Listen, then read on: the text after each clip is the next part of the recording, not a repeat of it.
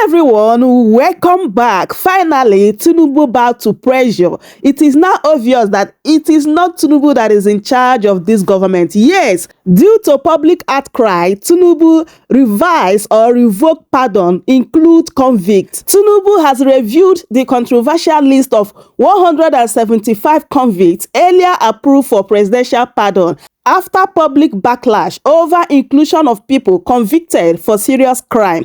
In a statement from the State House, the president signed a new instrument of clemency, removing offenders convicted of kidnapping, drug trafficking, human trafficking, fraud, and unlawful possession of firearms. It adds that others on the old list will now have their sentences commuted instead.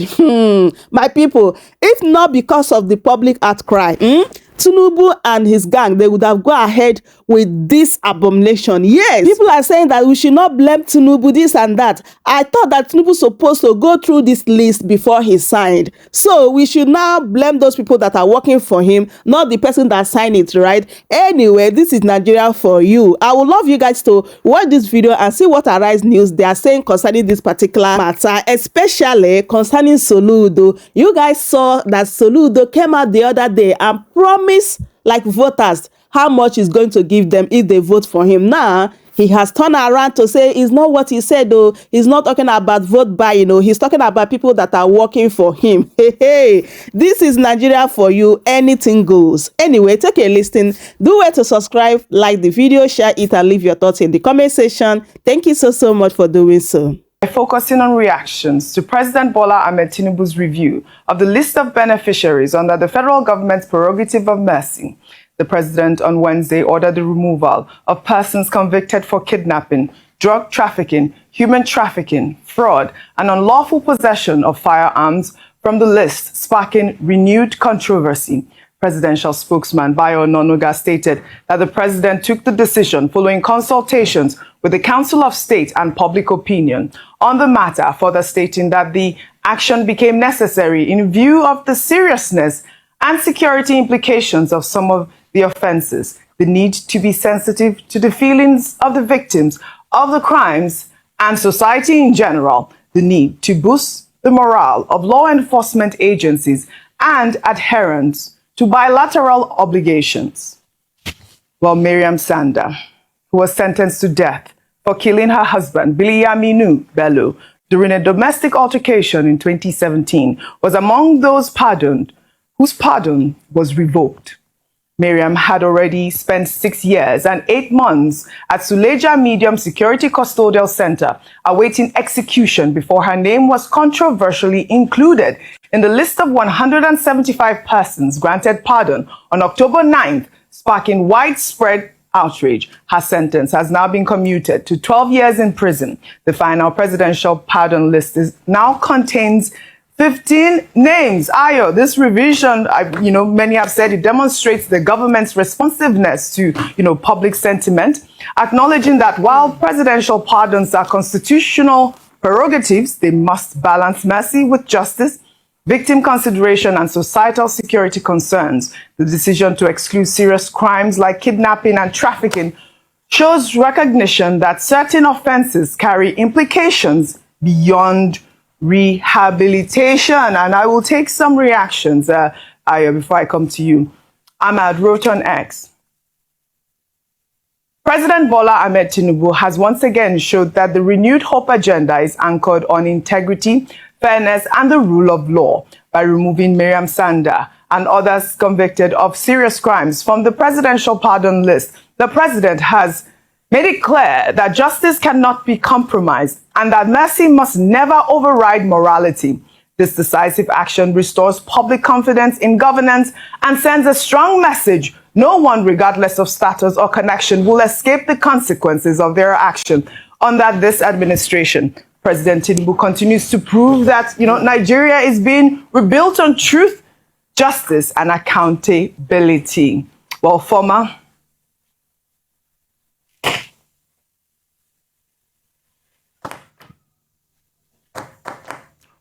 Vice President Atiku Abubakar criticized Tinubu's reversal of the presidential pardon list, describing it as an act of shame, not wisdom, Well, in a statement on Wednesday by his aide, Frank Shaibu, Atiku accused the administration of lacking foresight and moral consistency. And I'll read Frank Shaibu's statement in part. He wrote, "Once again, Nigerians have witnessed a government that doesn't lead, it reacts. President Bola Tinubu has cancelled his own pardon for drug traffickers, kidnappers, and other hardened criminals, but only after Nigerians shouted loud enough to wake him from his moral slumber.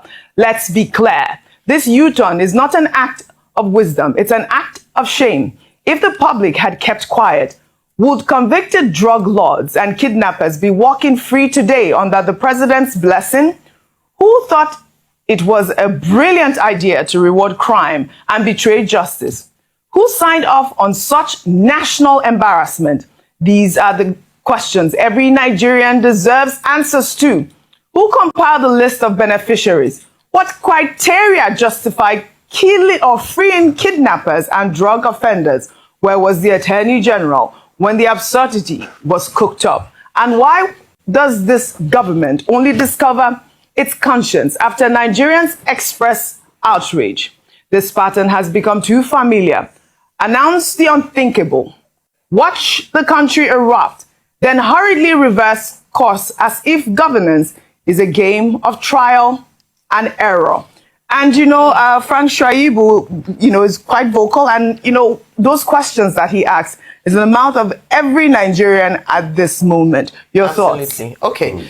These questions were asked on the minds, at least, of many Nigerians when the Attorney General of the Federation had announced that, okay, this wasn't permanent and they were going to review the pardon list. In fact, I've seen some interviews or an interview yesterday where a lawyer had talked about whether the president even had the right to withdraw his pardon and the legality of it and all that. There are many conversations going on. But OJ, I think, yes, one part of the divide would say this is a listening administration. The president listened to the public outcry of people, and in that regard, he went back to revisit the decision and then revised his decision. But on the other hand, is that when you have a government or an administration that consistently or has a trend of going back on some of its decisions, it then means there's a lack of trust in the processes or the competency of the people who are advising or who are working for the president.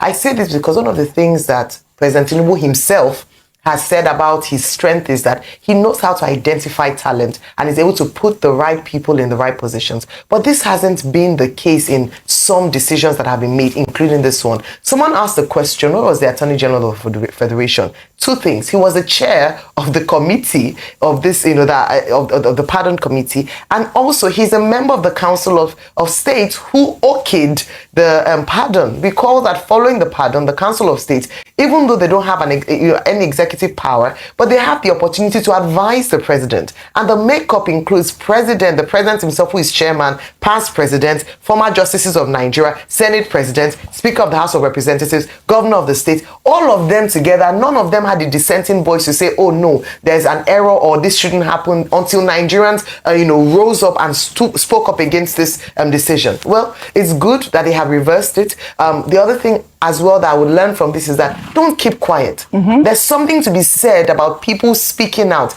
Even though we often say that, what will happen with all you're saying? But we've seen it actually have an effect on the decisions of this administration. Yes. So Nigerians cannot afford to keep quiet or look away or not be involved in governance and looking at every decision and policy that the administration makes. This is active citizenship. We all must be involved in it. And when we see cases of injustice like this or areas where the decision doesn't, it doesn't all go well, then we have a right to speak up and actually take part in that. But again, like I said, this administration cannot afford to continue to make decisions like this and turn back. It would breed a lack of trust and a lack of faith in their decision-making process. All right, Dr. Bate, a few seconds. Now, Maryam Sanda's sentence has been commuted to 12 years. I mean, the question Frank Shaibu asked was, where was the Attorney General when this list was drafted? I believe that it's now been handed over to him for, proper review at this point. But what about the whole controversy surrounding even her family coming out, saying that they were the ones who appealed for her prerogative of mercy? Well, you see, the Attorney General of the Federation had tried to do damage control. When, after the list was announced and there was the outrage, he said, oh, they will do due diligence, which came after the fact. The point we're making is that there was no due diligence. And this is not the first time this is happening. This is an administration that will give appointments to a dead person. Only after the appointment has been announced, they will suddenly discover that the person had died. Yes. And then they will quickly change it, they will apologize. It's just for people to be more diligent, to pay more attention to details. In the case of Maryam Sanda, she has already spent about 6 years. After the public outcry, they are now committed the sentence, I think 86 persons on that list, to 12 years. So which means that effectively she will need to spend 6 more years. Now, Deji Adeyanju, I cited this example earlier, had gone on X to commend the administration for listening to the public. So, as to the point about listening to the public, there are still some people who are saying that, absolutely, no, the government has not listened to the people. And Deji Adeyanju wrote that he has withdrawn his praise for the government because they have still committed the same offense. However, what we're saying is that the Attorney General of the Federation, we're now told that the committee, the secretariat of the Committee for the Prerogative of Mercy, will be moved to the Federal Ministry of Justice. But the same Attorney General of the Federation, who is the Chief Law Officer of the Federation, was the chairman of the committee. So his office, the same office that could not vet the list. These are the questions. Is the place where the secretariat will now go to show that the government is determined to ensure due diligence. All right. And not this kind of sloppiness or shoddiness that is embarrassing to the government. All the members of the committee should be sacked and new persons should be appointed. Right. And every effort should be made after now to make sure that we don't have this kind of embarrassment, either with announcement of appointments or the announcement of pardon for murderers and the hard drug traffickers, kidnappers, they have been removed. Wasn't it obvious enough that they should not pardon drug traffickers I've never and kidnappers and people who stole government military hardware? And then there's the unresolved issue of Ebert Macaulay, whose family protested and said their father should not be listed alongside convicted criminals. Yes. And in any case, it was under the colonial era before independence that whatever matter he had with the colonial, and he was a nationalist, not a common criminal. Maybe government will still look at that and change the list again. Well, I hope they are listening. They've shown that they are listening, so I hope they will listen at this point. Well, we'll head over to Anambra State now, where Governor Charles Soludo has doubled down on his public offer of cash rewards for his campaign team following backlash from opposition groups and civil society organizations condemning the strategy as vote buying. Speaking during a rally in Awka South local government area on Wednesday, Soludo stated that the funds were meant to support the party's campaign efforts, emphasizing that the donations were legitimate campaign contributions and not an attempt to influence voters. Let's take a look. By the way, it is important to clarify that when we are given incentives, the incentives happen to be to our party men and women who are working hard, knocking door to door, trying to convince voters to go to the polling unit. It is not a reward to the voters and so on and so forth. Party men and women constitute about 2% of the voters, or less even. So it is more like canvassers who are trying to convince voters to get out and vote. Abroad, all door to door. You hire people who go door to door, knocking on doors, putting in the mails, and so on. Here, we are not paying anybody. We are only saying, if you, the 2%, succeed as canvassers in convincing voters to come and you win, we will then reward you as maybe an incentive for you to work even harder. It's not paying for votes. It's not vote buying. We are not giving anybody sheshe for voting. Okay?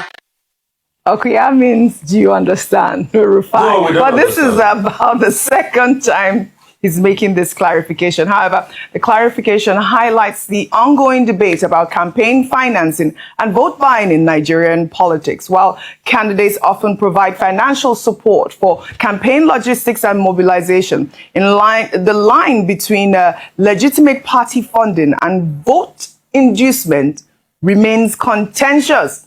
Although our electoral laws prohibit vote buying while permitting campaign expenditure for party activities and logistics. Now, he is clarifying, I think the first time he made this pledge, he spoke in Igbo. I believe this is the second time he's, actually clarifying it again, that it is not for voters, it is for his campaign team. They are for canvassers. And then they are supposed to go word to word to have people come out to vote. No. It's vote buying. Sorry. You announced it in public. Yes, and he's doing it again. You are announcing it again. You are not supposed to induce. Your logistic team is supposed to work on your canvassers at the back. You announced it that the person, it was like a lottery. He said the people that win in their ward will get a set amount of money. So it was a cash reward. Governor Soludo, the reason why you are explaining is because you got caught. And INEC should act fast on you, because with this you have said we don't trust the integrity of those elections any longer. It's because you got caught. That's why you explain. You will explain. Tire. The truth has to be said. You were announcing it as a trophy for those that did well. It's not your logistical planning, Governor Soludo. And we must hold you to account. This is a professor. This is a professor with a checkered history. The same former CBN governor, preaching integrity and all of that. Now they become politicians, their life change. All right, so I was involved in campaign, political campaigns at the federal level, yes, and also at the state level. So, and I had made the point when this issue first came up that within the party, and so I can relate to Governor Soludo saying, APGA members who constitute 2%, they are the ones he's referring to mobilize them, because you mobilize party members. Some of them, if you give them money before, they will not deliver. But there's a piece by a guy called Christian Aburime. Christian Aburime, I think, is the chief press secretary in Anambra State. He said when Governor Soludo made that announcement, he said, if you win your ward, this is the reward you will get. The ward that comes first will get 5 million. The one that comes second will get 2 million. The one that comes third will get 1 million. And we will redeem it. That's the thrust of Aburime's article. That the governor did not say he's going to give them before the election. And that the whole idea is about, motivating people to come out en masse to go and vote in a country where voter apathy is a major problem. So that's Aburime's explanation. Yes, all right. It's not that they are already distributing money. He said, if you do well, we will compensate you and all that. So that distinction, I don't know how it comes across, but that is what Christian Aburime has put out. So, at large, people, like the civil society groups have, said that it amounts to inducement, because you have said it in a rally and, you're telling your ward to go out to have people come and vote for you in particular, correct? And obviously, when they go out to have them come out to vote, isn't it a promise? Yeah. So you're pledging that. Did you hear Governor Soludo say, I will give our ward this amount, so come out and vote? What are you giving those voters who are coming out to vote at the end of the day? That's the question. I think these are some of the grey areas that are calling on with the Electoral Act to actually define. Because when we talk about inducement, whether it's pre or post, as long as money is involved as a reward for coming out to vote or for voting in particular, it's inducement. It's using money to entice people. Whether, because like you said, is it come out to vote for the opposition? It's come out to vote for him. And there is already a cash those prize that areas goes need with to be so really defined. Whether it is to the team or to the voters, the voters would know that there is a competition out there, and it shouldn't be allowed in Nigerian politics. Section 22 of the Electoral Act says you cannot buy votes, you cannot sell votes. That's it. It's the rule of law that we should insist upon. All right. And that's why we are calling for Electoral Offences Commission. Correct. All right. Well, all right. We'll continue to follow up on the story. Well, let's now turn to the dramatic tension that occurred on Tuesday as two former deputy governors of Edo State, Philip Shuaibu and Omobayo Godwins, clashed over who should represent the state at the former Deputy Governors Forum during its 4th annual national conference. The situation became tense when Omobayo was introduced as the state's former deputy governor at the event, prompting Shuaibu to publicly object. Shuaibu insisted that the introduction was improper, stating that Omobayo was never elected but brought in through the back door. Well, in response, Omobayo described the clash as almost a national disgrace, adding that he never made himself deputy governor. Well, let's listen to what they both had to say after the event. It was never a former deputy governor of Edo State. He was never elected, though he was brought in from the back door, and the court had to rule on it that he never existed. I think for 3 months that he never existed. And there was a declarative judgment by the in Court 8, Federal High Court here, Court 8, Justice Omotosho. And the underlying word is that the office of the deputy governor was never vacant. And that means he never existed as deputy governor. I gave condition for withdrawing the case against him. And the condition was, stop parading yourself as former deputy governor. I never made myself deputy governor. That should be in proper perspective. And if not for what happened, because it almost seemed like a national disgrace, I would have left it at that. Because, like I said, I never made myself deputy governor. Even if it's for 1 second, I can even give you my pay slip. I was there from April to November. And in fact, the new APC government that came in paid me my November salary. It's there. I can print my account statement for you. So I don't know what must have led to all of that. But it's a sad reality that he must have to live with. He's my elder brother. We are from the same constituency. We don't have to disgrace ourselves. He's my senior brother. No doubt about it. And it's somebody I respect. I owe a high esteem. If not for the open national disgrace, I would have. I've always tried to dodge this, but I give him his respect as my elder brother. But come on, this is not right. We don't have to disgrace myself. A producer was asking, what's the benefit of this deputy governor? But we know that Philip Shuaibu was impeached as a deputy governor in April 2024 and replaced by Omobayo Godwins. But a court later ruled the impeachment unlawful and reinstated him. However, Shuaibu was not physically reinstated, and Omobayo completed the tenure with former Governor Obaseki.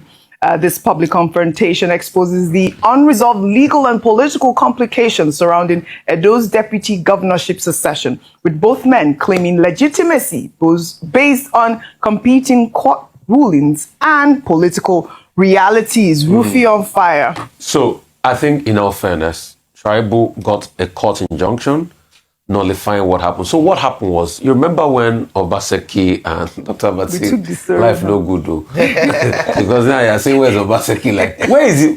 Where's Governor Obaseki? I'm sure he's in Edo State. No, in Nigeria. It's not in Nigeria. I don't know. I don't know where. He's resting. Where? It's on a break. Okay, you should come back. No, I mean, I just missed him. Okay. He's my very good friend. I've just missed him. You should come back to Nigeria. Right, we need to. So that when that squabble was happening, yes, and he removed him as deputy governor and he put in Omobayo. But truly, Shuaibu did go to court and he got a court ruling. And the court ruling was that process never existed. So in the face of the law, Omobayo doesn't exist as deputy governor. But the curious part is that Okpebolo's government is still paying Omobayo his dues and everything. You see, these are part of the inefficiencies of this Okpebolo government. Is it that they didn't even see, as we speak, the court ruling? Is it that they didn't even follow the story? You know, even if Omobayo's claim is true, it's even more painful that the same Shuaibu that campaigned and stood with Okpebolo, you're not still paying the same people that worked against Shuaibu. No, this is Madu.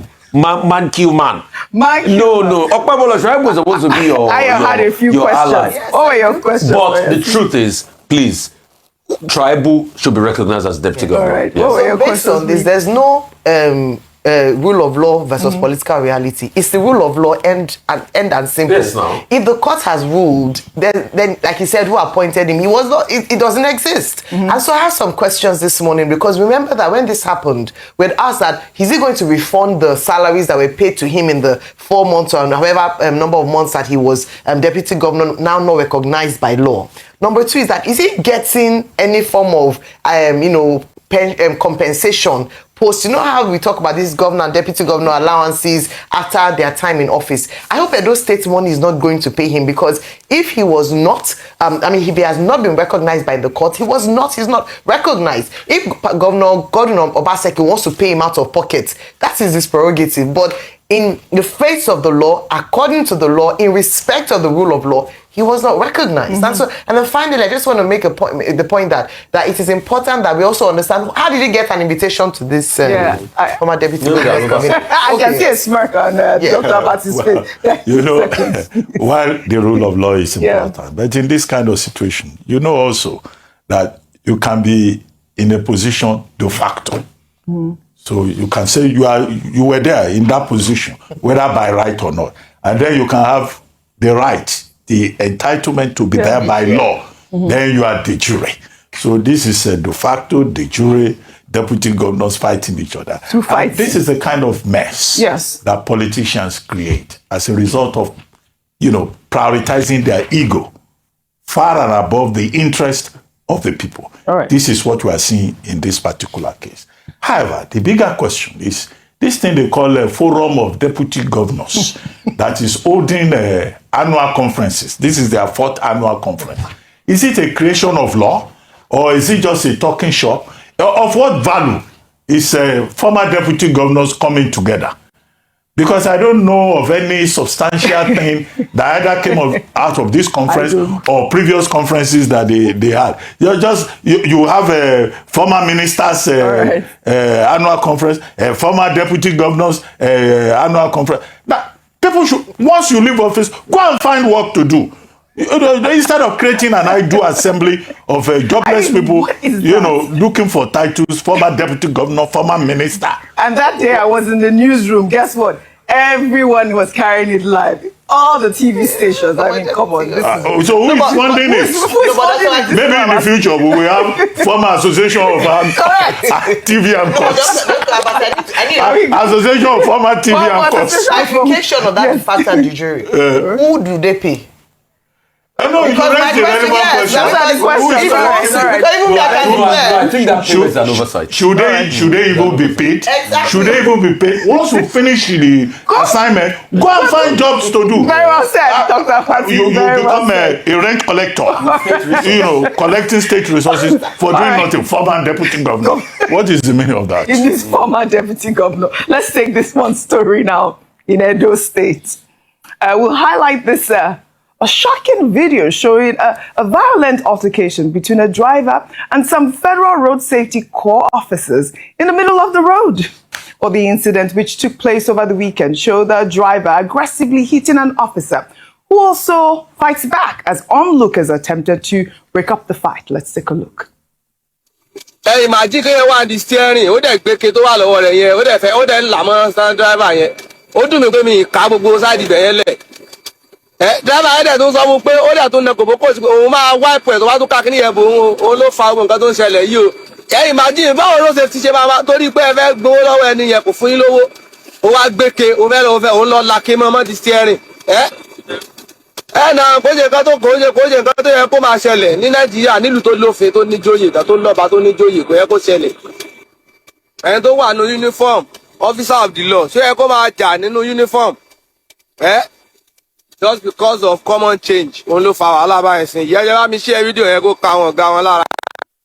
That's the right question. Should the officers be fighting in uniform just because of change? But should that driver be flogging those officers? I mean, come on. Well, the Federal Road Safety Corps has reacted to this incident. They posted a statement on X stating that the Corps Marshal Shehu Mohammed has expressed deep concern over this incident and has ordered an immediate investigation into what happened. But this has sparked conversation around the frustration with certain road officials and their practices, as well as allegations against, them extorting drivers on the road. A quick comment, and then we'll move to our other story. We often talk about the overzealousness of some officials. I'm glad that the commander has said he's going to investigate. But I think beyond investigating is that we have to see reports and we have to see consequences.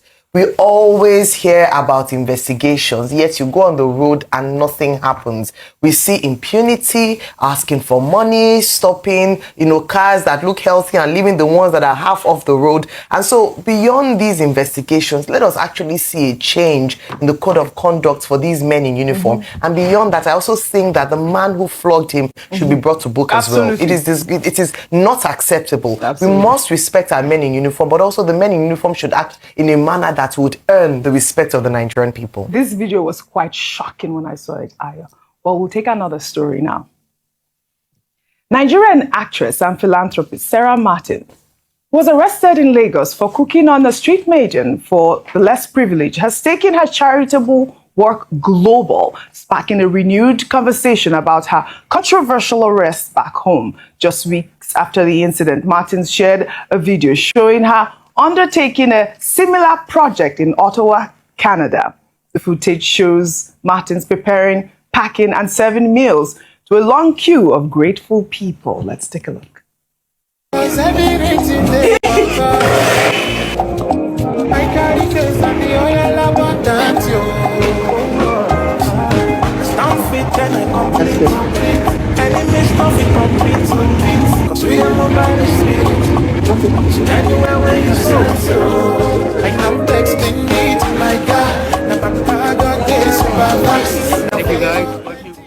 Rufa is laughing. This video has drawn comparisons to the Lagos incident online, with some highlighting a seeming irony, saying that her act of generosity that resulted in public humiliation in her home country is now being celebrated and welcomed on the international stage, while others pointed out that the Canadian video, Martins appears to be operating from a proper kitchen, suggesting her methods were more appropriate than her choice to cook on a public street in Nigeria. In Nigeria, they can do rubbish. Yes. So why did she go and cook in the middle of the road in Canada? Yes. So please, all of this, I just think is part of the hype and all of that. And for those that give her money, because we've not gone to see empirical fact. In fact, it was dollars they gave her.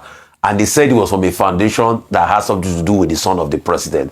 That did not work. Me, I'll go and do my empirical facts. In fact, they said it was from one woman from a particular agency on behalf of Noella. People gave her money to be able to spin it politically and support this rubbish. So the presidents are coming out to deny and saying, I have nothing to do with it. It didn't work. All right. So I support Lagos State government wholeheartedly. If Sarah Martins cannot cook on the road in Canada, that she cook in a proper kitchen, why did she do it in Nigeria? Just show that it's in Nigeria, people can do all sorts of rubbish and get away with it, and because of public sympathy and social media buzz. All right, Dr. Abasi. Well, this is why it is important to have order in a society. When you have order, there will be discipline. And where there is no discipline, serious-minded societies apply the sanctions. Now, this is why you see a difference in terms of the behavior of leaders, not just Sarah Martins, even most Nigerians. When they are abroad, if they say queue up, they will queue up. Go to Heathrow, everybody is well behaved. Let them get to Murtala Mohammed Airport. The same people will change. They will begin to shout, they will begin to misbehave. Our leaders go to Dubai, they go to Doha, they see everywhere so well organized. When they come to their own country here, they give excuses. I think the only way we can move forward in this country is for people to respect order and discipline. Yes. The Lagos State Task Force said Sarah Martins was constituting a nuisance on the streets of Lagos because she will stay in the middle of the road, by the median, and she'll be cooking. Yeah. It will be disturbing the traffic, and then the cooking will be done publicly, and then the food will be distributed, and, maybe just to create content. But in Canada, she went to a proper kitchen. She did it in an orderly manner. And she went and gave food out in an orderly manner. You saw the people, they even queued up. So I think we must support the attempts by government, whether local or state or federal, to enforce the rule of law and ensure orderly behavior. Well said, Dr. Abbas. It took the Buhari administration war against indiscipline. That's what it was called. Soldiers had to be brought out to be flogging people. Correct. That may have been excessive, but Nigerians should should learn to respect the rule of law and orderly behavior. Welcome to Shamra Seniors TV.